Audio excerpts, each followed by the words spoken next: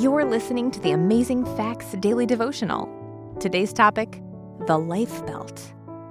On a hot August night in 1942, the U.S. and Japanese were preparing to engage in the deadly naval battle of Savo Island for possession of Guadalcanal.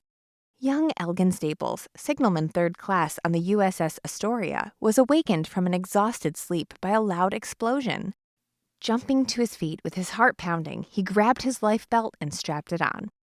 Staples survived the first hail of enemy shells and was tending to the wounded when a gun turret exploded and he was blown overboard, plummeting 30 feet into dark, shark-infested waters. Wounded in his leg and shoulder by shrapnel, he was kept afloat by his narrow life belt that he managed to activate.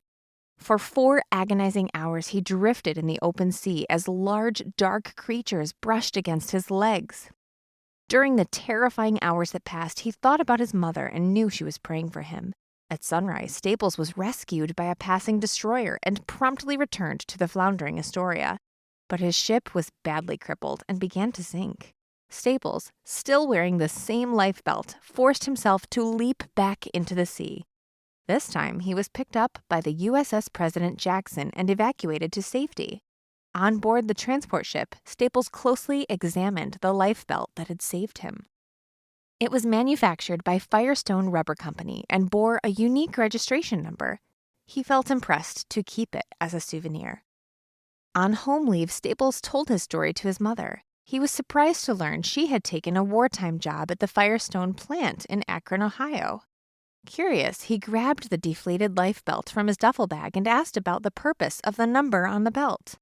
She replied that the company made many thousands of life belts, but insisted each one be examined and given a unique number by the inspector.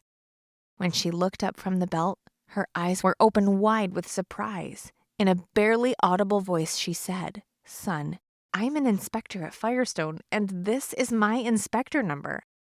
Just as his mother's life belt buoyed up the young sailor physically, her prayers buoyed up his spirit during his ordeal. A God-fearing, praying mother is a tremendous blessing from God. If you have a Christian mother, that's something to thank him for.